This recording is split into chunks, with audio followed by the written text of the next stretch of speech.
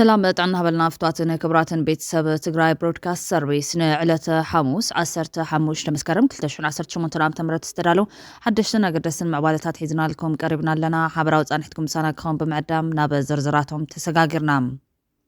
وق خلت حاقرات زترف تبع سقومتي توسيدو اللوم بخالي وغن جنرال تادس ورده قداي تمزاولتي كاب بوليتكا وقمار كنتسال كم زدلي نوكيلو دحورات حاقرات قليتو ويزورو فتلورق قبرت قابهير سراوي تقراي سقوم تكوسد كمز توسنا فليت ألام عدلين هون زيرو تولرانس وسينا هنا أخي منقص وسينيهم سراوي توسينو أبي أحمد من قداير إثيوبيان مشتا كمز وردونا تقلت أيوم بخالي زينا إسياس تمدو مسحوحات تقواريتو حتو ودب عسب كقواريت أدليت كمزلو نفلم أوان تسمع اللهم عندها قدف فيسبوك مع خنزينا بي بي سي تقرينيا ريبورت بمقوار نمعز أو زكال انتخوينو هاسو كبلو جميرو ملو አሸባሪው የህወሓት ቡድን ሀገር የማፈራረስ ፕሮጀክቱ እንዳይሳካ መላው ኢትዮጵያውያን ከአጽናፍ እስከ አጽናፍ እየተንቀሳቀሱ ባለበትና ቡድኑ እየተደመሰሰ ባለበት በዚህ ወቅት የዚህን የሽብር ቡድን እስትንፋስ ለማስቀጠል ደግሞ ሌሎች በርካታዎች በየአቅጣጫው በመሯሯጥ ላይ ናቸው። ምስጢራዊ ስብሰባው በህዝብ የተመረጠው መንግስት በሚወርድበትና የሽግግር መንግስት በሚመሰረትበት ጉዳይ ላይ የሽብር ቡድኑ ተወካይ ብርሃነ ገብረ ክርስቶስ አጽንኦት ሰጥቶ ተናግሯል። To ensure a peaceful transition in the aftermath of the demise of the current government. አሁን ያለው መንግስት ከተወገደ በኋላ ሰላማዊ ሽግግር መንግስት መመስረት ይፈልጋሉ።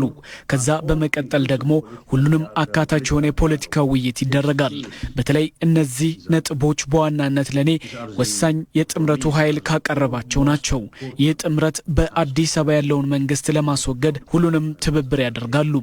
ኢትዮጵያ ውስጥ 10 ዓመት 20 ዓመት ውጊያ ማስቀጠል ይቻላል። ምንም ችግር የለም። ክላሽም አለ ጥይትም አለ ሰውም አለ እሞ ኩር ደብረጽዮን አጆኻ ተሪርካ ምርሓና አነ ምስ ደቀ የለኹ ህዝብ ትግራይውን ኩሉ ህልው አጆኻትኩም ድሕሪተይ ነው። ከሁለት ሶስት ክልሎች ብቻ በሳምንታት ጊዜ ውስጥ በአንድ ሳምንት በሁለት ሳምንት በሶስት ሳምንት ጊዜ ውስጥ 100,000 ልዩ ኃይል የሰለጠነ የታጠቀ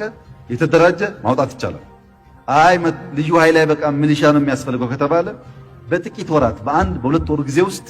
ግማሽ ሚሊዮን ሚሊሻ ከሞላ ጎደል የታጠቀ ከሞላ ጎደል መተኮስ የሚችል ማውጣት ይቻላል። ወግሕ ጸብሐ ሚዲያ እንዳወጹ 1 ሚሊዮን ህዝብ ተወዲኡ ድሕሪ ሕዚ ኺናት ይንደልን ብሰንኪ መሪሕነት ዘይምህላው ኢኻ ዝኹሉ ዋጋ ከፊልካ ኔኻ كل جزية وجه صبح زربا نمنتايز علامازي مخنياتو حزب تግራይ ንምንብርካኺ እንደምታውቁት 100 ሚሊዮን ሀገር ህዝብ ሀገር ስለሆነ ሌላ 1 ሚሊዮን ወጣት ቀስቅሶ አሰልጥኖ ማስማማት ይቻላል። ነዚያቶን ካልኦት አገደስቲ ዝብልናይ መባለታትን ከነካፍለኩም ኢና ሰናኹኖም بقدامنت قدام مستر اسرائيل بنجامين نتنياهو اب اخباو دحورات هاغرات تنصلو غطيموم تقدام مستر نا مدرك وصن كلو اب تدراش تنبر حزب بوتو لاغو كوصي ترايوم بخلي حبريتاب كتماتات ايطاليا فلسطين دغف نمهاب استقايد سلفي ناب نعبي امر حلوم اسرائيل اب غازات كورو زلا دبدبات نمقام اب كتماتات ميلانن رومن كالوت عبيت ختماتاتن زوصو اشحات ايطاليانوان سلفنياتات مس بوليس كمز تغوانصو كمون سراحتنياتات ودبات فلسطين زلوم دغف نمغلاص ودب بمعصاو اكالت سلف كم زغونت حبيروم بوليس عبد بابايت ختما ميلان زنبرو سلفنياتات مبتان منبع غازن ماين كم زتطعمو مع خنزينا رويترز زغل زلو تساتفت سلفي صليم كدان تخدينوم بانديرا فلسطين نان بلبلو نمساخت تغزاوتي بمعناو نا بوليس تختما منابر مالتون كورساتن كالين بمدربايم ابلعلو بولايس تختما ناي كبيدن فوكسن حدغا كبطحن كلو بوليس بوغانو 10 كاب تساتفت تنعبي او تحت قوصر كم زوعالت مع خنزيناو سخيردم السلفي بمحبر نقدن سرحتنياتاتن استودبن تتصوعن كوينو امل عد ጣሊያን استخايد ادمايو سرحتنياتات ودبات ايطاليا كالت سلف بمخان منغستوم ناب اسرائيل اصوار كيلخ بزبل نتودوات عطيمويا ناسرائيل زخنن اب استفلالي كتماتات سلفات يكايدلو اب زحلفو سمونات اب سبين 100,000 زتساتفو سلف تخايد منباري ذكر بتماثالي اب استفلالي كتماتات معراب ناسرائيل زخنن فلسطين زرغف بوزح سلماو سلف ايو زكايد زلو دحر 2023 اب اوروبان امريكان صلي يهوداونت بسلسته عصف كم زوسخا زوص مصنعات تيردو قصرهم كم سعبين دماتهم منقستات بتعبايت زلم عبالتات تسأليم أنصار إسرائيل سقوم ستات كوسدون فلسطين دقفات كجورون تجديد ملو إسرائيل لاب تأفى في جغرافيا خوينا كابتن محزوتا هجرات معراب كبير دبلوماسيا وتنتلقات مويركب وتسعت هجر فلسطين بانصارو حلمي هجرنتا يقعد يزولهم بخالي وقان إسياس صمدوم سحوحات تقارصو حتو دبع سبك قارص دليت كم زلون فيلم اوان تسمع لهم امونغو ኢትዮጵያን ኤርትራን ዘሎ ጥርና ተጋደደብ ዝኸደል ዘለዋን ሱር ጠንቅነት ጸገም ጉዳይ ወደብ ዘይኮነ ሳሞንጎ አስኳል ለመረር ሕወሓትን መንግስቲ ኤርትራን ዝተፈጠረ ትጽቢት ዘይተገበረሉ ምሕዝነት ምዃኑ ኣብ ሓድሽ ትንታነ ቃሊዖም ናይ ቀደም ናይ ኢትዮጵያ ዲፕሎማት አምባሳደር ሌንጮ ባቲ ሓድሽ ዘገርም ትንታነ ሒዝ መጽሎም እቲ አምባሳደር ፊውዝ ናይ ምስ ኤርትራ ዘሎ ግጭት ኣብ መቐለ ዘሎ በማል ማሕበረሰብ ዓለም ኣብ ወደብ ዓሰብ ትኹረት ምግባሩ ነቲ ሓቀኛ ምንጭ ናይቲ ግጭት ከም ዝስእን ይገብሮ ከም ዘለ ሓቢሮም ብመሰረት ትንታነ አምባሳደር ሌንጮ መንጎ ፌደራል መንግስትን ሕወሓትን ዝተገበረ ስምምዕ ሰላም ፕሪቶሪያ ዝቃወሙ ኣኽረርቲ ዝበሎም ጉጅለታት ሕወሓትን ፕሬዚደንት ኤርትራ ኢሳያስ ኣፈወርቅን ናይ ሓባር ዕላምኦም ንምዕዋት ብሕቡ ተኣኪቦም ኣለዉ እዚ ኺዳን እዚ ኣብ ማሕበራዊ መራኸቢታትን ከይተረፈ ጽምዶ ተባሂሉ ክፍለጥ ከም ጀመረ ኣምባሳደር ኣመላኺቶም ቀንዲ ዕላማ ናይ እዚ ኺዳን ነቲ ኣብ 1983 ናብ ኣዲስ ኣበባ ዝተገበረ ናይ ዓወት ጉዕዞ ንምድጋም ዝዓለመ ኣዲስ ኣበባ ዘሎ ፌደራላዊ መንግስትን ምድኻመን ዋላ ንምውዳቕን ምዃኑ ትንታነ ይገልጽ ካብዚ ብምብጋስ ድማ መንግስቲ ኢትዮጵያ ብኤርትራ ዝድገፎም መራር ሕወሓት ንዝፍጸም ዝኾነ ይኹን መጥቃዕቲ ብቐጥታ ካብ ኤርትራ ዝመጽእ መጥቃዕቲ ገይሩ ክቆጽሮ ምዃኑን እዚ ድማ ብነፍሲ ምክልኻል ወታደራዊ ስጉምቲ ክወስድ ከገድዶ ከም ዝኽእልን እቲ ትንታነ ይሕበር ኣብ ከም ዝበለ ኩነታት ኢትዮጵያን ወደብ ዓሰብ ክትቆጻጸር ዘለዋ ድሌት ዝጭበጥ ኩነታት ክትፈጥር ትኽእል እያ በማል ድማ ህግደፍ ምስ ሕወሓት ጽምደን ተቋሪጹ ኣብይ ኣሕመድ ወደብ ዓሰብ ከቋርጽ ድሌት ከም ዘለዎ ገሊጹሎም ኣምባሳደር ሌንጮ ኣብ ጽሑፉ ሕወሓትን ገዛ ሰልፊ ኤርትራን ካብ ነዊሕ እዋን ጸንሐ ፍታውን ጸላን ዝምድና ከም ዝነበሮም ኣዘኻኺሮም እዞም ኣብ ሓደ እዋን መንግስቱ ሃይለማርያም ንውዳቕ ብሓባር ዝተቓለሱ ሓይልታት ድሒሮም ኣብ ናይ ስልጣን ልዕልና ናብ ድማዊ ኩናት 2 ዓመት ከም ዘምርሑ ዘዘኻኽር አምባሳደር ሌንጮ ኣብ ቀርና አፍሪካ ዝሰፍሐ ግጭት ከይፍጠር ማሕበረሰብ ዓለም ትኹረቱን ኣብ መቐለ ክገብረሎ መፍትሕ ኣብ ጉዳይ ዓሰብ ጥራሕ ትኹረት ምግባር ዘይኮነስ ኣብ ልዕልቶም ኩናት ክጅምሩ ዝደልዩ ኣኽረርቲ ሓይልታት ሕወሓት ጸቕጢ ምግባር ክብል ይጽሒፉ ዘሎ እቲ ኣምባሳደር ኣብ መደምደምታ ጽሑፉ እገዳ ምግባርን ተመሳሳሊ ስጉምታት ሙሳድን ብፍላይ ከም በዓል ጌታቸው ኣሰፋ ዝኣመሰሉ ውልቀ ሰባት ዒላማ ብምግባር ድሌት ኩናት ክሃድእ ከም ዝኽእል ሓሳብ ኣቕሪቡላ ዋላ እኳ ሌንጮ ከምዚ ይበል እምበር ብወገን ትግራይ ዝቕስቀስ ኩናት ፈጺሙ ከም ዘየለ ጀነራል ታደሰ ወረደ ብተደጋጋሚ ዝገልጽ ዘሎ ኮይኑ ኣብይ ኣሕመድ ጽምደን ተቋሪጹ ሕቶ ዓሰቡን ከቋርጽ ድሌት ከም ዘለዎ ዘመልክት ትንተናውን ፈጺሙ ምስ ክውንነት ዘይኸይድዮም እዚ ከምዚ ዓይነት ክስ ግን ብወገን ትግራይ ዘሎ መራሕቲ ሕወሓት ብመልክዕ ትንታነ ምላሽ ክውሃቦ ይረአየን መራሕቲ ሕወሓት ካብታ መጀመርታ 2013 ዓ.ም ትኹረት ገይሮም ንህዝቢ ትግራይ ብፕሮፓጋንዳ ናይ ምስካር ጭርሖታት ናይ ምጭራሕን ኣንፈት ብምምራጾም ዝገጠሞም ውድቀት ሚድያ ፕሮፓጋንዳን ጽልዋ ኣብ ማሕበረሰብ ዓለምን ኣብ መወዳእታ ድማ መቐለ ገዲፎም ንተንቤን ዝወጽሉ ውድቀትን ዝተምሃሩ ኣይመስሎን ከም ውጽኢቱ ድማ ለምውን ንህዝቢ ትግራይ ኣብ ምጉስጓስ ብዘጥፍእዎ ዘለዎ ግዜ ብጸላቶም ተበሊጾም ካልእ ሓደጋ ከይዕድሙ ዘስግኦም ግዱሳት ተጋሩ ድማ ብኩሉ ማእዝን እናተኸሰስካ ነቲ ኽሲ መልሲ ዘይትብ እንተኾይንካ ነቲ ኽሲ ተቐቢልካዮ ወይ ድማ ኣሚንካሉ ኣለኻ ማለት እዩ ዝብል መጠንቀቕታ እናመሓላለፉ እዮም እቲ ኣብ መፍለምታ 2013 ዘጋጠመ ናይ ሚድያ ፕሮፓጋንዳን ኣብ ማሕበረሰብ ዓለም ጽልዋ ምፍጣርን ብሳላቶም ናይ ሽዑ ውፍያት ተጋሩ ኣብ ሚድያ ከም በዓል ሌሊት ይገብሩ ስታሊን ኣሉላ ኣግኣዚ ሃይለ ሚካኤል ዝኣመሰሉ ንሚድያታት ድምፂ ወያነን ትግራይ ሚድያ ሃውስን ካብ ዝገጥመን ዝነበረ ዓፈናን ምዕዛዋን ናጊፎም ካብ ደገ ቀጠቢሎም በመሓዞም ከምኡውን ጀጋኑ ዲያስፖራ ትግራይ ከም ሓደ ሰብ ጠጠው ኢሎም ንዓለም ዘገርም ቃልሲ ብምግባሮም ተዘጋጠመ ውድቀት ሚድያን ዲፕሎማስን ህይወት ዘርእዩ ንጸላእቲ ፋሕፋሕ ከም ዘበለ ይርስዓን ሕዚ ዝገርም ሓድነት ተጋሩ ብሰንክቶም መራሕቲ ተሸርሽሩ ከም ዘለ ይፍለጥ እዮም ጸላእቲ በኣንጻሩ እቲ ናይ ሽዑ ክፍተቶም ኣብ ምምላእ ዝርከቡ ኮይኖም ኣብ ዝዋን እዚ ላዕለዎት መራሕቲ መንግስትን ሰራዊትን ኢትዮጵያ ብተደጋጋሚ ኣብ ልዕሊ ውድብን ሰራዊትን መንግስትን ትግራይ ኣብ ዝተፈላለዩ መዓልትታት ምስ ናይ ወጻኢ ሓይሊ ማለት እውን መንግስቲ ኤርትራ ተጻሚዶም ክወግኡና ይዳለው ኣሉ ዝሕመረቱ ክሲ ብተደጋጋሚ ከስምዑ መቕናዮም ዝፍለጥ እዮም እዚ ምዕባለ ሓደገኛ ምዃኑ ዝገለጸ ቅዱስ ትግራዋይ ሰለሞን ራያ ድማ ብዕለት 12 መስከረም 2018 ዓ.ም ፊልድ ማርሻል ብርሃኑ ጁላ ነቲ ወሰን ክኸድዎ ዝጸንሑ ዝሓበጠ ክስታት አንቲዖም ኣለዉ ጀነራል ብርሃኑ ጁላ ብዘየማት ቋንቋ ከም ዝኽብሉ ንሰራዊቶም መልእኽቲ ሕሊፎም ኣለዉ ምስ ባንዳን ምስ ለኣኽቲ ባንዳን ክትገጥሙ ገጢምኩም ተዋጊኹም ክትስዕሩ ናይ ዘመን እዚ ሓርበኛታት ክትኮኑ ሓላፍነትን ዕድልን ተዋሂብኩም ኣሎ ዝሕመረቱ መልእኽቲ ኣሕሊፎም ኣለዉ ንሰራዊቶም መን እዩ ባንዳ መን ለኣኺ ባንዳ ዝጠፍኦ ትግራዋይ ኣሎ ኢለ ኣያምንን ዝበለ ኮይኖም ንልባም ኣምተሉ ክንደይ ከይስሕቶ ንዓሻ ደርጉሐሉ ክንደይ ከይፈልጦ ከም ዝበሃል እዚ ንዘለዎ ይስማዕ ዓይኒ ዘለዎ ይርአ ተኣንፈት መጥቃዕቶም ካበይ ናበይ ምዃኑ ኣሚቶምልና ኣለዎ ኢሉ ፊልድ ማርሻል ብርሃኑ ጁላ እሞማ እዚ ኩሉ ክስተታት ብተደጋጋሚ ተጋዊሑ ኣፍ ደገ ቤተ መንግስቲ ዋይት ሃውስን ዓባይ ብሪጣንያ ማለት እውን እንግሊዝ ኣነቃኒቑ ልኡኻትን ናብ ኢትዮጵያ ክሳብ ዘለኻ ዝተጋውሐ ድምፂ ብልጽግና ሰሚዕኻ ከም ዘይሰማዕኻ ርኢኻ ከም ዘይረኣኻ ምዃን ዕሽነት ዶ ግርህነት ትዕግስቲ ዶ ንዕቐት እዚ ሕቶ ዝሓቶ ዘለኹ ንመሪሕነት ትግራይ ክብል እዩ ሓቲቱ ሰለሞን ኣርኣያ ክሳብ ዛ ሰዓት እዚኣ ብወገን መሪሕነት ውድብ ሕወሓትን ብወገን ላዕሎት ኣዘዝ ሰራዊት ትግራይ ብተናፀል ይኹን ብሓባር ነዚ ክሲ መሪሕነት መንግስቲ ኢትዮጵያ ዝተዋሃበ ዕላዊ መልሲ የለን ዝበለት ቅዱስ ትግራይ ስለምንታይ ብማል ድማ ደጊሙ ሓቲቱላ ጸላይኻ ንሓያላት ዓለም ብዝቕስቅስ ድምፂ ዓዊሉ ተገቲሩ እናኸሰሰካ ስኦ ምባል ትኽክል ኮይኑ ኣይስምዐነን ምክንያቱ ስኦ እንተዳኢልካ ነቲ ዝበሃል ዘሎ ከም ዝተቐበልካዮን ከም ዝኣመንካሉን ስለ ዝቑፀር ስለዚ ትኽሲ ንሃገርን ህዝብን ትግራይ ናብ ሓደጋ ኩናት ንክኣቱን ዓብዪ ሓደጋ ከስዕብን ስለ ዝኽእል ላዕሎት መራሕቲ ውድብን መንግስትን ላዕሎት መራሕቲ ፀጥታን ሰራዊትን ብሓባር ይኹን ብተናፀል ህፁፅ መልሲ ክትብሉ ይግባእ እቲ ዝተዋሃበ መልሲ ብሓያል ዲፕሎማሲ ተዓጅቡን ሕብረተሰብ ዓለም ክኣምን ብዝኽእል መንገዲ ክቐርብ ይግባእ ንሕብረተሰብ ዓለም ይኹን መራሕቲ ኢትዮጵያ ባህገን ድሌትን ህዝቢ ትግራይን ሰላምን ልምዓትን እምበር ኩናትን ወር ኩናትን ከም ዘይኮነ ኩሉ እንተታት ብውዕል ፕሪቶርያ ጥራሕ ክፍፀም ከም ዘሎ ብግልፂ ቋንቋ ክነግሮም ኣለዎም ኣይግብሮ ዳንበር ፅባሕ ንጎት ኩነታት ምስ ተፈጠረ ምስ ተረረ መልሲ ምሃብ ትርጉም የብሉን እቲ መልሲ ዝወሃበሉ ሰዓት ፅባሕ ዘይኮነ ስሎም ክኸውን ኣሎ ምክንያቱ ኣብዚ ናይ ወጥሪ ግዜ ፅባሕ ሎም እዩ ክብል እዩ ሚዒዱ ዘሎ ሰለሞን ኣርኣያ ውግእ ክልተ ሃገራት ዘተርፍ ተባዕ ስጉምቲ ተወሲዶም ፕረዚደንት ሶማሊያ ሓሰን ሼክ ማሕሙድ ኣብ ሃገር ዝርከቡ ዓቀብቲ ሰላም ሓይልታት ኢትዮጵያን ግብፅን ኣብ ግጭት ከኣትውሉ ዘኽእል ምክንያት ከም ዘየለን ናይ ውክልና ኩናት ከም ዘይህሉን ገሊፆም እዚ መራሕቲ ትግራይ ኣዝዩ ኣብነታዊ ተባዕ ስጉምቲ እዩ ኢሉ እቲ ሶማልያዊ መራሒ ሃገሩ ኣብ መሬት ሶማልያ ናይ ውክልና ኩናት ክህሉ ከም ዘይትፈቅድ ንቢቢሲ ፎከስ ኦን ኣፍሪካ ዝሃቦ መግለፂ ሓቢሩ ዘሎ ክልቲአን ሃገራት ናብ ግጭት ከኣትዋ እንተደልየን ባዕለን ክዋግኣ ከም ዝኽእላ ብምግላፅ እንተኾነ ግን ሰራዊት ናይ ክልቲአን ሃገራት ኣብ መሬት ሶማልያ ኣብ ቀረባ ርሕቐት ስለዘየለው ናይ ግጭት ዕድል የለን ኢሉ ኣብ መንጎቶም ክልተ ሰራዊት 100 ኪሎ ሜትር ርሕቐት ከም ዘሎ ዝገለጸት ፕረዚደንት ግብፂ ንኢትዮጵያ ክትርብሽ እትደልየሉ ምክንያት ይረአየንን ኢትዮጵያ እውን ነቶም ናይ ግብፂ ዓቀብቲ ሰላም ትርብሸሉ ምክንያት ይረአየንን ክብለ ብርሆም ሰራዊት ኢትዮጵያን ግብፅን ንሶማልያ ናብ ዓውዲ ውግእ ዝቕይር ናይ ውክልና ኩናት ከም ዘይከኣልን ሃገሯ መሬታ ክኸውን ከም ዘይትፈቅድና ኣስሚሩሎም ብተወሳኺ ሃገሩ ንዓሰርታት ዓመታት ኣብ ኩናት ምጽናሕ ስለ ዘድከማ ካሊእ ኩናት ከም ዘይትደልዩ ሓቢሩ ዘሎ ናይ ገዛ ርእስና ፀገማትን ኩናት ለንደንና ዝበለ ሓሰን ሼክ ማሕሙድ ካልኦት ሃገራት መፅአን ኣብዚ ክዋግኣ ይንደልን ድሕር ምባሉ እዚ ፈፂሙ ኣይኸውንን ኢሉ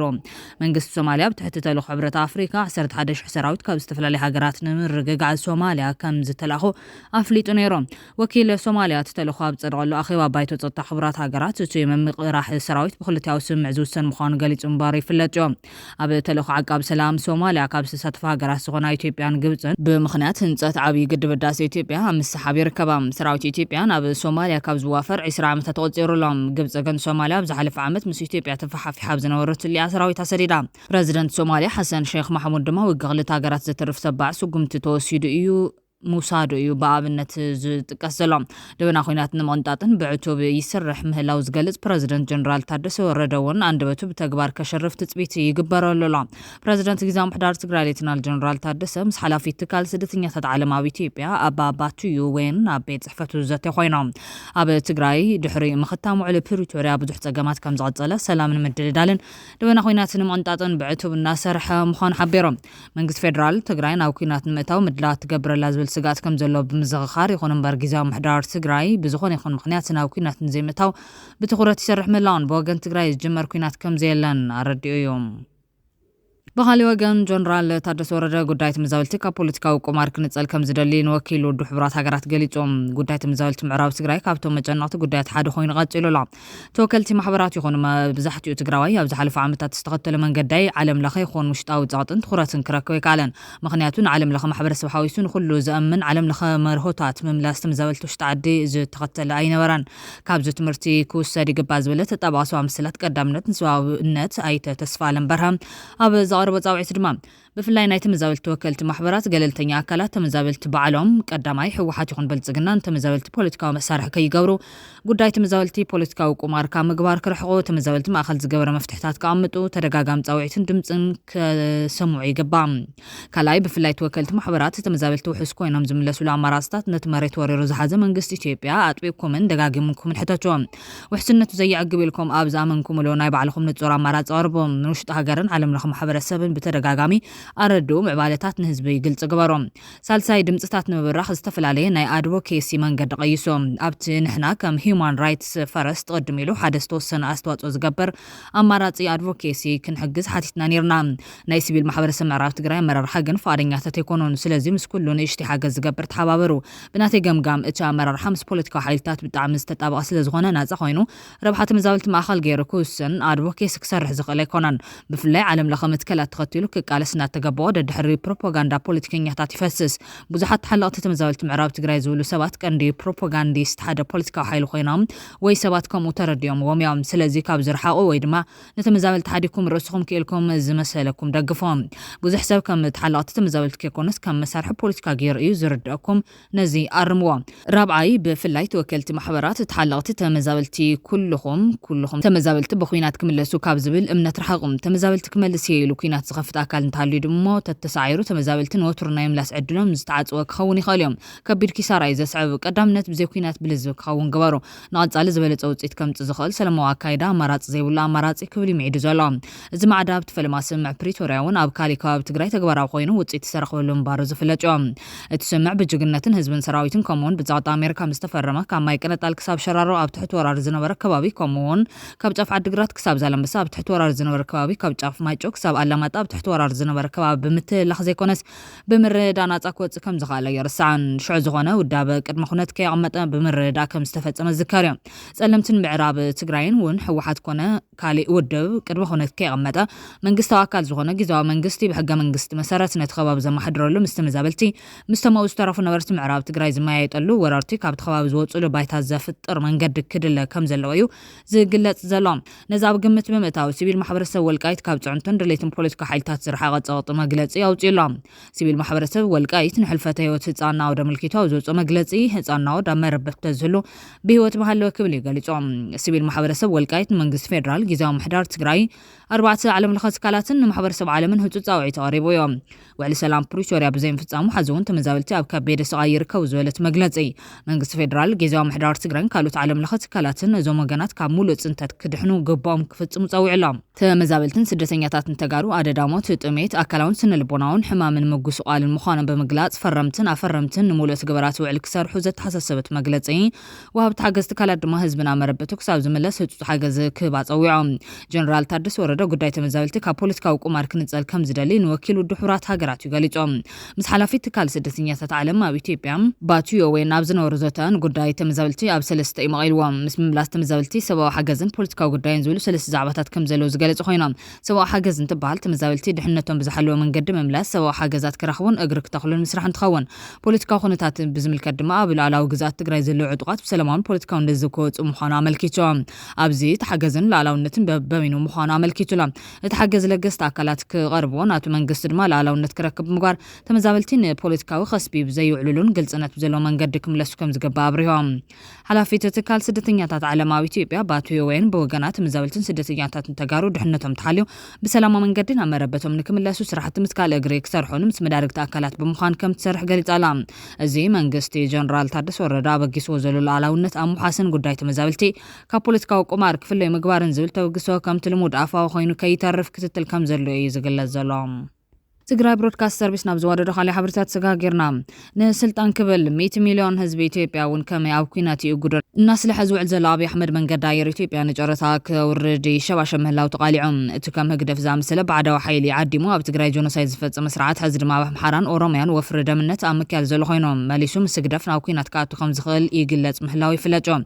እቲ ስልጣን ካብ ዝሕጂ ጀሚሩን ልዕሊ 7 ዓመታት ካብ ኩናት ክዕርፍ ብዘይምኻሉ ብሰንኪቲ ይፍኑ ናይ ምሕሻሽ ወልፎ ምስ IMF-ን ወርልድ ባንክን እውን ከይተረፈ ምስሓብ ዘሎ ስርዓት ብፍላይ ብሰንኪቲ ምስ IMF ዘጋጠመ ወጥሪ ኣብ ወጥሪ ከም ዘሎ ይዝንገረሎም ነሲዕቡ ብዝሓለፈ ሰሙናት ሚኒስትሪ ጉዳያት ወፃኢ ኣሜሪካ ንፍሉይ ልኡኽ ምሕዳር ትራምፕ ሞሳድ ቦሉስ ብህፁፅ ናብቲ ሃገር ልኢኽዎ ቀኒዮም ፍሉይ ልኡኽ ሞሳድ ቦሉስ ኣብ ምስ ኣብይ 4 ኪሎ ኣብ ዘካየዶ ዘረረብ 4 ጠለባት ኣቕሪቡሎም ቀዳማይ ኣብ ክልል ኣምሓራ ዝካየድ ዘሎ ደማዊ ኩናት ብሰላማዊ መንገዲ ብህፁፅ መዕረፍ ክግበረሎም ካልኣይ ናብ ትግራይ ዝጥምት ዝኾነ ይኹን ኩናት ከይግበርን ስምዕ ፕሪቶርያ ሙሉእ ብምሉእ ክፍጸምን ሳልሳይ ምስ ኤርትራ ዘሎ ጉዳይ ባሕሪ ሰላማዊ መንገዲ ክኸውን ኣብ ዝዋቀርና ኣፍሪካ ሓድሽ ጎንፂ ዘላዓል ኩነታት ከይፍጠርን ረብዓይ ቁጠባዊ ጸገማት ሃገር ንምፍታሕ ኣሜሪካ ክትተሓባበር እንተኮይና መንገዲ ኣየር ኢትዮጵያ ዝርከቦም ዓበይቲ ትካላት ሃገር ንኣሜሪካውያን ኣብ ፈርሲ ክፍቲ ክኸውን ዝብሉ ጠለባት ከም ዘቐረብሉ እዩ ዝግለጽ ዘሎ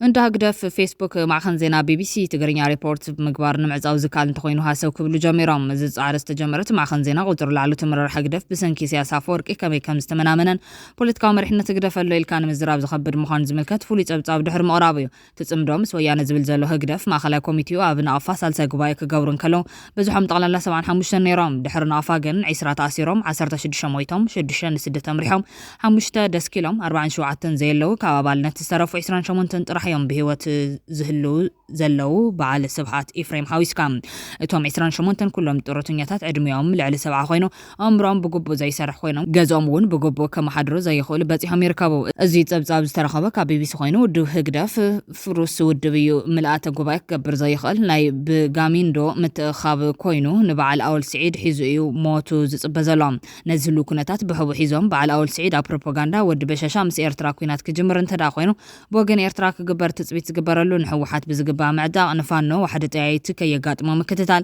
ህዝቢ ትግራይ ንኹይናትን ብክብል ጎስጓስ ምግባር ኣብ ደገና ውሽጥን ዘሎ ህዝቢ ሓበሬታ ምሃብ ኤርትራውያን ሚድያታት አንጻር አብይ አሕመድ ዕንደራን ህዝቢ ኢትዮጵያን መጉስጓስ ዝብሉ ታዲዳት ይቀርቡ ኣብ ዘለውሉ ወቅቲ ቢቢሲ ክፍለ ትግርኛ ነዚ ሓሳብሲ ብምቕራቦም ንናይ እንዳሃግደፍ ፕሮፓጋንዳ ዝሑል ማይ ምፍሳስ ኮይኑሎ በዚ ድማ ምናልባት እቲ ማዕኸን ዜና ሪፖርት ብምግባር ምዕፃው ምትኸኣለ ዝብል ሓሳብ ጀሚሮም ኣለዉ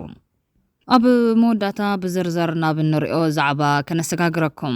ወይዘሮ ፈትለወርቅ ገብረዝጋብሔር ሰራዊት ትግራይ ስጉምቲ ኮስድ ከም ዝተወሰነ ፍሊጣ ግደ ሚድያ እንዳግደፍ ጥራሕ ዘይኮነስ ኣብ ልዕሊ ኣብ ትግራይ ዘሎ መጻ ምድዩ ዝበሃል ጉጅለ እውን ሕማም ርእሲ ከም ዘሎ ኮይኖም ወይዘሮ ፈትለወርቅ ገብረዝጋብሔር ሰራዊት ትግራይ ኣብ ልዕሊ ሚድያታት ስጉምቲ ኮስድ ከም ዝወሰነ ፍሊጣ ኣላ ሓድነት ህዝቢ ትግራይ ኣብ ምዝራግ ዓብይ ተራ ተጻወተ ግን ትልሂቅ ትግራይ ምሁር ፖለቲከኛ ናይ ሚድያ ሰብ ገለገሊኡስ ትግራዋይ ደኸ ይኸሙ ገይሩ ዝጽሕፍ ዘሎ ክሳዕ ትብለው ማለት ታይረክብ ዚ ብምዋሉ ኣብ ትግራይ ቅድሚ ሕዚ ዝነበረ ኩሎም ኣብ ትግራይ ዝፍጸሙ ገበናትን ስርቅን ሓድነትና ከይብተን ጸላስና ከይሕጎሱና ተባለ ኩሉ ዝሕፍር ጉዕዚ ተግባራት ተሸፋፊን ምሕላፍ ዝለመደት ነፍሲ ሓዚ ተኸፍኦ መቀላዕ ምስ ተጀመረ ዓወጾጽ ምባል በዚሕሎ ከም ውጽኢቱ ድማ ደጊም ብሽም ሓድነትና በልካን ባዕልኻ ሓድነት ህዝብና በተንካን ምሽቃጥ የለና ኣብ ልዕሊ ዝብል ቅዋም ሚድያታት ድማ ስጉምትን ሙሳድ ውሳኔ ከም ዝተመሓላለፈ እዩ በኣደባባይ ዝዝረብ ዘሎ ወይዘሮ ፈትለወርቅ ትመርሖ ውዳብን እቲ ን17 ዓመታት ንትግራይ ቃለስ ከም ዘሎና ተነገሮ ጸኒሑ ደርጊ ካብ ትግራይ ተጸራሪጉ ምስ ወፀ ካብ ኣልውሃን ድሓር ኣይንቕጽል ምባሉ ኣይፋሉን ደርግ ደምሲስናን ትግራይ ሙሉ ሓርነት ነው ሕሰላ ብዝብል ናብ አዲስ አበባ ገስኪሱ ዓወት ምስ ተጨበጠ ህዝባዊ ወያን ሓርነት ትግራይ ዝብል ዝነበረ ዓላማ ትውድብ ዝወጸሉ ዓላማ ገዲፎ ህዝባዊ ወያን ሓርነት ኢትዮጵያ ኮይኑ ዝተረፈ ሕዚ ዘሎ ውድብ ሕወሓት ዝመርሐት ኣይትመስለን ኣብ 1984 ክሳብ 85 ተጋደልቲ ትግራይ ተበቲኖም ትግራይ እውን ካብ ማእኸልነት ፖለቲካ ናብ ጫፍ ተደፊኣ ብደም ደቃ ስልጣን ጨበጡ ፖለቲከኛታት ማእኸሎም አዲስ አበባ ገይሮም ጆኖሳይድ ዘዋለደ ስርዓት ይሄ ደግ ዝመርሐትን ነቲ ጆኖሳይድ ዝመከተ ሓይሊ ህዝቢ ትግራይ ክብተን ናይ ሰርሕ ዘሎ ፖለቲካዊ ጉጅለት መርሕ ዘላ ምዃና ዝዘንጋዕት ትመስል بتماثل منقدي نتو جونوسايد زمكة منسي تግራይ ዘምጾ ዓወት 21 ሰነ 2013 ዓ.ም ዝረኸቡ ዓወት ኣብ ኢትዮጵያ መንበር ስልጣን መቆጻር ክባል ሰራዊት ትግራይ ናብ ደብረ ብርሃን ክግስግስ ብምግባር መሰጋገር መንግስት ንምስራት ተፈቲኑ ዝፈሸለ ተግባር መሪሕነት ብምሕባም ንኣሜሪካውያን ሃገሪና እንደሊ ንኢትዮጵያ ይንመርሕን ኢልናዮም ተመለሱ ኢሎምና ዝብል ናይ ሓሶት ፕሮፓጋንዳ ህዝቢ ሓቂ ገይሩ ብምሳዱ ዝተስማዕማዕት መሰል ንምዃኑ ወር ሕዳር 2014 ዓ.ም መራሕቲ ሕወሓት ኣብ አዲስ አበባ ኣትኹም ዝህልወኩም ትልምንታ እዩ ዝብል ሕቶ ቀሪቡሎም ديو حوحات كهاجر تجري ناي مجهد حساب نيرواديو شعو أول حدار كل تشن 14 بأمريكا مستحتتو أديس أبا خدنا سرعة متكال تلمية بالنانزل الملسي هيبوم ديوم زبل حتى مدرسة قداس خوينام اتنايشو حقنا الزمل كتيكونن يا قداس مرحت حوحات مسجاجر منقسنا مسرات حبو من قصاصات جميرة مسبع الأونق خونا أمريكا زنورم محزنات تابت خويام አሸባሪው የህወሓት ቡድን ሀገር የማፈራረስ ፕሮጀክቱ እንዳይሳካ መላው ኢትዮጵያውያን ከአጽናፍ እስከ አጽናፍ እየተንቀሳቀሱ ባለበትና ቡድኑ እየተደመሰሰ ባለበት በዚህ ወቅት የዚህን የሽብር ቡድን እስትንፋስ ለማስቀጠል ደግሞ ሌሎች በርካታዎች በየአቅጣጫው በመሯሯጥ ላይ ናቸው። በዚህም የሽብር ቡድኑ አባላትና የረጅም ጊዜ ጥቅም ትስስር ያላቸው የምዕራቡ ዓለም ዲፕሎማቶችና የሽብር ቡድኑን ለማገዝና በሀገርና ህዝብ ላይ ለማሴር የተሰበሰቡበት ሚስጥራዊ ስብሰባ ይፋ ተደርጓል። በተለይ ደግሞ በኢትዮጵያዊነታችን እንኮራለንና የሰላም አምባሳደሮችን የሚሉት እነ ፕሮፌሰር ኤፍሬም ይስሐቅና ዶክተር ሌኒ ገብረመድህን የዚህ ምስጢራዊ ስብሰባ ተሳታፊ መሆናቸው በእርግጥም ኢትዮጵያ ጠላቶቿ ከውስጥ ጭምር እንዳሸን ይፈሉ ስለመሆናቸው ትልቁ ማሳያ ነው። ከነዚህ በተጨማሪም በሶማሊያ አሜሪካ አምባሳደር ዶናልድ ያማማቶና የቀድሞው የአሜሪካ የመከላከያ የአፍሪካ ጉዳዮች ምክትል ኃላፊ ቪኪ ሁድልስተን ሌሎችም የአውሮፓና የእንግሊዝ ዲፕሎማቶች የሽብር ቡድኑን የመቃብር ጉዞ ለመታደግ በስብሰባው ላይ ከተሳተፉት መካከል ናቸው። በተለይም ምስጢራዊ ስብሰባው በህዝብ የተመረጠው መንግስት በሚወርድበትና የሽግግር መንግስት በሚመሰረትበት ጉዳይ ላይ የሽብር ቡድኑ ተወካይ ብርሃነ ገብረ ክርስቶስ አጽንኦት ሰጥቶ ተናግሯል። ለዚህ ደግሞ በአሜሪካን ሀገር የተደራጀ የፖለቲካ ፓርቲዎችን የመጠቀም እቅድ እንዳለም አስረድቷል። So there will be a provisional administration. በአጭር ጊዜ ውስጥ ጊዜያዊ አስተዳደር ይቋቋማል። ከዚያ በመቀጠል የጥምር ኃይሉን ያሳተፈ ፖለቲካዊ ተደርጎ የሽግግር መንግስት ይመሰረታል። ይህ ነው ዋናው የሂደቱ መንገድ። በተለያዩ የፖለቲካ ፓርቲዎች ውስጥ የምክክር መድረክ ይዘጋጅና በፍጥነትም የሚተገበር ይሆናል። የአፍሪካ ህብረት የወከላቸው የቀድሞ የናይጄሪያ ፕሬዝዳንት ኦሉሴጉን ኦባሳንጆ የጀመሩት የሰላም ሂደት ተስፋ እንደሌለውና በአፍሪካ ህብረት እምነት እንደሌለ የሽብር ቡድኑ ተወካይ ገልጿል። President Obasanjo is a good friend of Ethiopia. And he has ኦባሳንጆ ጥሩ የኢትዮጵያ ወዳጅ ናቸው። የሰላም አማራጭ ሆነው በመቅረባቸው ተቃውሞ የለንም። ነገር ግን በአፍሪካ ህብረት ከመጀመሪያውም እምነት የለንም። ምክንያቱም ከህግ ማስከበሩ ጀምሮ የአፍሪካ ህብረት ሊቀመንበሩ ከጠቅላይ ሚኒስትር አብይ ጎን በመቆም መግለጫ ወጥተው ነበር። ነገር ግን ኦባሳንጆ ጋር ጥሩ ምክክር የተደረገ ቢሆንም አሁንም የሰላም ተስፋው የሚሳካ አይመስልም። በመሆኑም በህዝብ የተመረጠውን መንግስት በማስወገድ የአጭር ጊዜ ጊዜያዊ መንግስት ለመመስረት በዝግጅት ላይ ያለ ጥምረት መኖሩንም እኚሁ ግለሰብ ተናግሯል። They want to ensure a peaceful transition in the aftermath of the demise of the current government. አሁን ያለው መንግስት ከተወገደ በኋላ ሰላማዊ ሽግግር መንግስት መመስረት ይፈልጋሉ።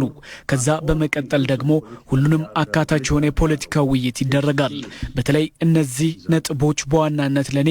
ወሳኝ የጥምረቱ ኃይል ካቀረባቸው ናቸው። ይህ ጥምረት በአዲስ አበባ ያለውን መንግስት ለማስወገድ ሁሉንም ትብብር ያደርጋሉ። አስፈላጊ በሆነበት ሁሉ የጸጥታ ኃይል ትብብር ለማድረግም ስምምነት አላቸው። አብይ አህመድ የሚመራው መንግስት ጠንካራ የሚባል የተለየ ኃይል የለውም። የተወሰኑ ሚሊሻ ሰራዊት ነው የያዘው። በሌላ በኩል ደግሞ ዶክተር ሌኒ ገብረመድህን የሽግግር መንግስቱ ከተመሰረተ በኋላ ምን አይነት የኢኮኖሚ አካሄድና የመልሶ ግንባታ ስራ ተሰራላችሁ ሲሉ ጥያቄ በማቅረብ ለሽግግር መንግስቱ ያላቸውን እውቅና ሰጥተዋል። So one of the things post transition or part of transition ከሽግግር በኋላና በሽግግር ወቅት የኢትዮጵያን ኢኮኖሚ ወደ ነበረበት ለመመለስ የኢኮኖሚ እቅድ ማዘጋጀት ያስፈልጋል። ለአምባሳደር ብርሃነ የማቀርበው ጥያቄ በተለይ ከ3 ዓመት በፊት ኢኮኖሚ ወደ ነበረበት ለመመለስ የታሰበ የኢኮኖሚ እቅድ ምን ያህል ጠንካራ እንደሆነ ነው። እነዚሁ ግለሰቦች አሸባሪ ተብሎ ከተፈረጀ ቡድን ጋር ጠረጴዛ ስቦ መቀመጥ ወንጀል መሆኑን ጠንቅቆ የማወቅ ዕድል ያላቸው ቢሆንም ድብቅ ዓላማቸውን ለማሳካት ግን እስከዚህ ርቀት ለመሄድ ያገዳቸው አንዳች ምክንያት የለም። ፕሮፌሰር ኤፍሬም ይስሐቅ እንደውም ብርሃነ ገብረ ክርስቶስ ስለ ሀገር ማፍረስና ስለ ሽግግር መንግስት ያቀረበውን እቅድ በማድነቅና በቀጣይም አብሮ ለመስራት ዝግጁ መሆናቸውን ተናግረዋል። way of delivery all is very impressive አምባሳደር ብርሃነ ገብረ ክርስቶስ እቅዱን ያቀረብክበት መንገድ በጣም አስደናቂ ነው። በሚቀጥለው ሂደት አብረን እንሰራለን ብዬ አስባለሁ። በመጨረሻም ሁሉም ግለሰቦች አሁኑን የኢትዮጵያ መንግስት ማፍረስ ላይ ስራ መስራትና የሽብር ቡድኑን ለማገዝ በቀጣይም በጋራ መስራት እቅድ እንዳላቸው በሚስጥራዊ ስብሰባው ላይ ይፋ አድርገዋል። ኣብ 2014 ዓ.ም ምዕራብ ትግራይ ናጻ ከውጽእ ትጽቢት ዝግበረሉ ዝነበረ ጅግና ሰራዊት ትግራይ ደሴ ምስ ሓዘ ኣሜሪካውያን ኣዲስ ኣበባ ፈጺምኩም ከይተኣትዎም 115 ሚልዮን ህዝቢ ዘለዋ ሃገር ከተፍርሱ ኢኹም እንተኣቲኹም ሞይትና ንርከበለና ኢሎም ሕልፍ ሓሊፎም ሰራዊትና ካብ ጅቡቲ ናብ ኢትዮጵያ ከነንቀሳቀስ ኢና ክብሉ እውን ተሰሚዖም ከምቲ ድሒሮም እውን ኣሜሪካውያን ንውድብ ይፈርሕዋ እዮም ኢሎም ዝገልጽዎ ዋላ ንኣሜሪካ ብሓይሊ ንገድዳ ዝብል ብዘምስል መልክዑ ሰራዊት ትግራይ ናብ ኣዲስ ኣበባ እናደፍአ ምስ ከደ ተስፋ ምቑራጽ ጀሚሮም ነይሮም። ሽዑ ብዝኾነ መንገዲ ጉዕዞኦም ክተዓናፈሎ ዝብል ውሳነ ዝሓዙ ይመስሎም። ድሓር ሕብረት ኣፍሪካ ቶሌሉ ናይ ተኸባቢ ልኡኽ ገይሩ ንዝሸሞም ኦባሳንጆ ናብ ስራሕ ክኣቱ ገይሩ። ኦባሳንጆ ናብ መቐለ ምምልላስ ብስልኪ ምስ መራሕቲ መንግስቲ ትግራይ ጨጨ ምባል ጀመሩ። እዚ ኩሉ ብቐንዱ ኣብይ ኣብ ናይ መጀመርያ ዙር ዘዋፈረን 13 ድሮናት ክሳብ ገዚኡ ዘገጣጥም ግዜ ንምሃብ ነይሮም። ኣሜሪካ ብሕብረት ኣፍሪካ ገይራ ንኣብይ ግዜ ንምግዛእ ትሰርሕ ነይራ። መሪሕነት ትግራይ ናይ ኣሜሪካ ምክሪ ዝወሰዶ ቆራፅ ውሳነን ዝረስዕ እዩ ዝመስል። ንናይ ኣሜሪካውያን ምክርን ናይ ኦባሳንጆ መተዓሻሸውታን ዓብይ ቦታ ሂቡ ወርቃዊ ዕድላት ናቱ ዘባኸና ኣሜሪካ ጉዳይ ምስ ፈጸመት ሕዚ ሰራዊትኩም ካብ ምንሳሓ ወጻኢ መማረጽ የብልኩምን ተጻዊተልኩም ቢንጎ ኢላ ፈለማ ፖለቲካዊ መሪሕነት ትግራይ ነዘረባ ኣሜሪካ ብግቡእ ዝተገንዘቡ ኣይመስልን ነይሩ ድሕሪ ሒደት መዓልታት ግን ጥቃዓት ድሮን ንሓየለ ብዙሕ ዋጋ ከኽፍል ጀሚሮም ሰራዊት ትግራይ ድማ ከንሰሓብ ተገዲዶም ከንሰሓብ ከለውን ኣሜሪካውያን ይፈልጥዮም ተነጊርዎም እዩ ንሰራዊትና ዝሃብዎ ውሕስነት ግን ኣይነበራን ኣሜሪካ ብዝኾነ መንገዲ ትማሊ ናይ ውሽጡ ሕማቕ መዝሚዛ ቢልዮናት ሰሊዓ ካብ ኣዲስ ኣበባ ንዘባረረት ሕወሓት ፈጺማ ክትሪኦ ዝደለየት ኣይትመስልን ከምታ ዝደለየታ ድማ ናቱ ፖለቲካዊ ዕሽነት እውን ተጠቒማ ንኣብይ ግዜ ገዚኣ ኣብ ደብረ ብርሃን በፂሑ ዝነበረ ሰራዊት ክምለስ ጌራቶ ብድሕሪኡ እቲ ፈተና ብብዙሕ መልክዑ ዛይዱ እዩ ድሕሪ ሓደ ዓመት ድማ 18 ሓዘ 2014 ዝተወልዐ ኩናት ኣሜሪካ እቲ ናይ መወዳእታ ዙር ኩናት ብልዕልና ኣብይ ኣሕመድን መሻርክቱን ይኸይድ ምህላዎ መቐለ ዳግም ኣብ ትሕቲ ወራርቲ ክትወድቕ ከም እትኽእል ብምምልካት ምስቲ ጅግና ሰራዊት ትግራይ ብደንጎላ ከይተረፈ ዝገበሮ ጥምጥም ተደማሚሩ ስምምዕ ፕሪቶርያ ተፈሪሞም መሪሕነት ፈትለ ወርቂ ግን ቀዳምነት ንምዕራብ ትግራይን ካሊእ ከባቢን የገበረን የገዳስ ድሕሪ ውድቀት ኣብይ ኣሕመድ ክጭበጥ ተሓሲቡ ዝነበረ መንበረ ስልጣን ኢትዮጵያ ስለ ዝፈሸለ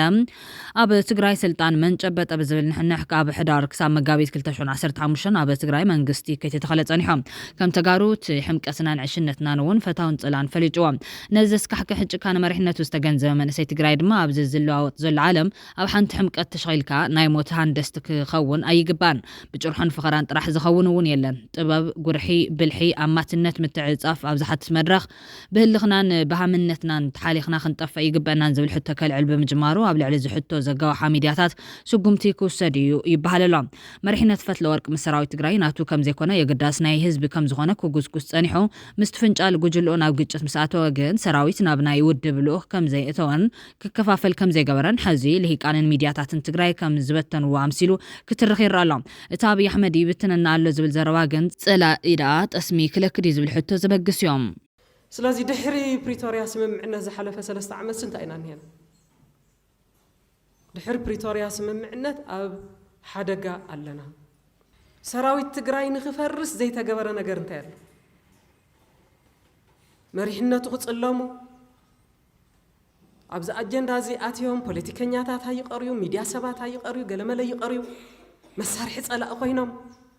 ባህላዊ ጀነራል ይቀሪ ሰረቀት ጀነራል ይቀሪ ክሳዕም ኣይቀሪ በቃ ጸላእ ዝሃበካ ኣጀንዳ ሒስካ ምን ጓድ ኣብዚ ግን ብንጹር ክፍለጥ ዝግብኦ ጉዳይ ኣሎም ኣብ ደቡብ ኣፍሪካ ኣብ ዝተኻየደ ዝርርብ ዘተ ሰላምን ምፍራም ስምምዕነትን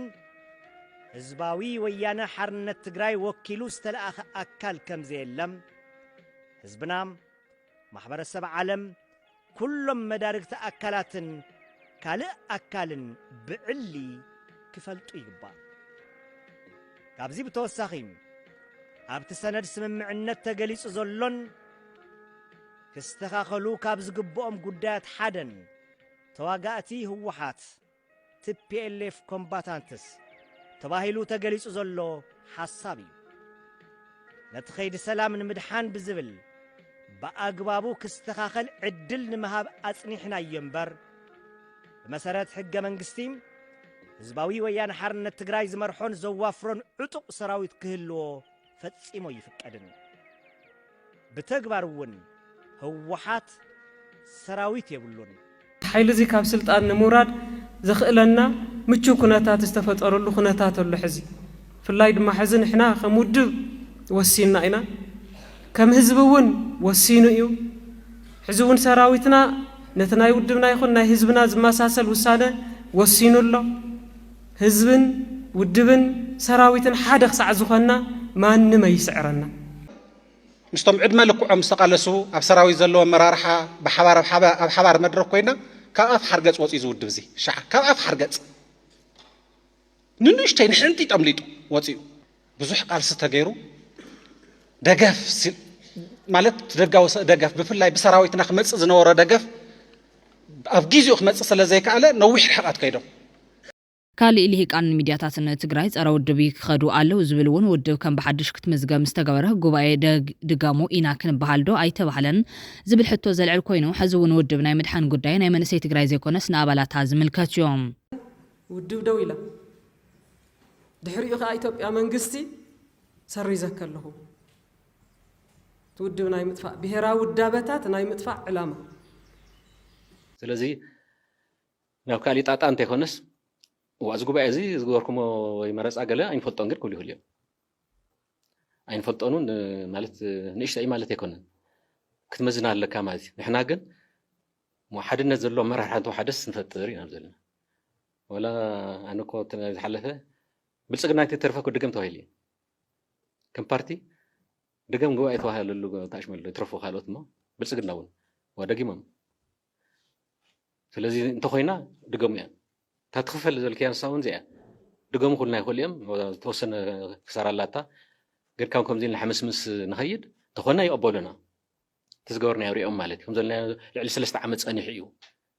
عريز دونكو يخاف تحقق دم بوسي مالتي لو حق دم نتوقعنا حق نتوقعنا كون نزلنا دونكو كنا خا حزنوا لهم لنا مالتي وحثنا خوينا دو بيلنا ذكاء الكل صغيرنا مالتي سلازك سابو كالي أواج حزم مع عسكم زوج كويت فلتس يوصوا دون يفلت الحزب كويت وصل جناي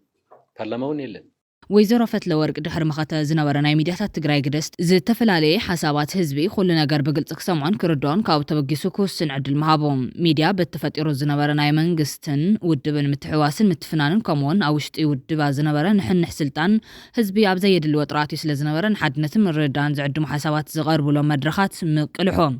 ሚድያ ካብ ናይ ባዕሉ ኤዲቶሪያል ፖሊሲ ተበጊሱ ንህዝቢ ማእኸል ገይሩ ሓሳባት ምቕራቦም ፖለቲከኛታት ሕወሓት ዝነበሮም ኣፈላላይ ዝፈጠሮ ርስንን ጉዳትን ንህዝቢ ከይል كم لعل حلفنت موسادو حزون مواضع تجري كلهم حسابات صغار بلون حدنا التجارب زمت أكيدا مختل كم زدلي نزقرب حساب بمنطقة يا سراوي تابع الميديا كم زوفر قالت أزلام حد الناس بتجري المزرق حبي ترى تصور جن تلهيك تجري مهور بوليتيكانيا الميديا سب قال أس تجري وايد يخوم وغيره صحيح زلوا ساعة بلو مالتي تايرك بزي بنوالو كم تجري هزم تتقاسن تبقاسنس تايتك أميل كخسع زجر مكة نا هزب تجري حد الناس المزرق حبي يجرز تصور زلوا تلهيك تجري وايد كنسرح زلنا خا أوي أبزي أنا عليكم فتشوا ميديا سبات أبزي أنيهم عبيت ناي تجري ناي ميديا تكالات أبزي أنيهم نا هزب تجري حد الناس زست نسرح دينا نسرح نيرنا ناي بحق نا هزب دين صخينا دينا نسرح نيرنا رأينا عليكم اتياب كل تشرع 14 عام تمرت سلطان إثيوبيا نمقوصار كبل بوزح واغا زخفل مريحنت حزدمان هاجرنت كنقال سينازب الحدش مزمور حيزو بان امباسادر فساس قدم كزارب صنيح يوم تاريخ جميركم اللهم ما فصمتو ها كن وصحوينا كرمي حد رئيتو مهابي كم كلهم موجز لهم أحواتنا حاتن ساتف زلخو بولكاي ديسكليمر كأمت إلني نزخونا ودابة بوليتيكا يكون سيريكاوي وكيليكم كم في الساعة ساتف زلهم بو خطري اللي يدلي تي أجندا عوي أجندا تقرأي هاجر كتكون اللغة زقودة لا يلا كم كل العالقين نحن خم تجارب نبر تخيلنا تجري ونكت كسر تخيلنا هاجر يخون مبر أبال دقافن كادرن حوحات بلد صدو كبلي قباطة بهايلهم دقفتان كي طرفو حوحات أب قد هاجرنت تجري زلوا مرقص إكساب حزينة طرتن بترجع حزب وسانة كايد حزب زو السنائي وسانة نكتب لي أتدمت كندو دنا قري كونان حزبنا حزب وسانة كاتو زقل حساب زقرب اللي هيك بوليتيكا ودابني زبلو زلوا خينام كم زعينة بلد من الباطة وعالمنا مجمرة جزئين تبلكم الجنانة يخونن بوليتيكا ودباب زخون قداين تصور مرقص يوسد مرقص ينا حزب يقرب حزب ما يوسن تزيل ريفراندوم كايدنا حزب زو السنة يوسانن أي مالت قطفتن قحلتن يوم دقفتي كادرتات أبالاتن حوحات نتعب دم بإثيوبيا ونتزداخر زلو حيلي بزين حسيا كل حصوية زرن سمعن نبعلو من ودو ومن جن أبينا يشنخ كم زلو وقعوي قورن إذا شفت دوي بل نتبها اليوم كذا مكوزة بزبل إذا صحف دقافين أي تودو كم زبلو دما كم ناتي أمنت كم مسرتا بحريات الأمنتات نتودو تبقيسا حوحات هاجرت قراينا مسرات دريت كونة تبقيسو يبلون طرح زي كونة سلم زبالة شو تاي ودو بيوم هاجرت قراينا زبلو زياف بها ድሕር ከም ስልቲን መረጋገጽ ህልውናው ዝጥቀም ግን ድማ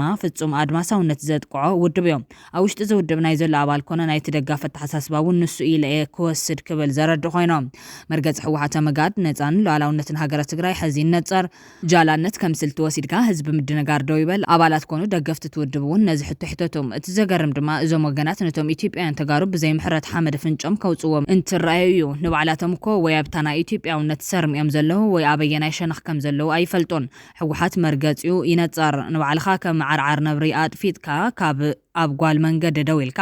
ናብ ዝዓመረ ዕፅፍ ንምባል ሙቐት እናለካዕኻ ብኣጎ መርገፂኡ ንዘይነፀረ ኣካል ብወፍሪ ሆሽ ከም ምባል ዝበለ ቅጥፈት የለን ክብል ተቃዊሙሎም እዚ ናይ ብዙሓት ቅዋም እዮም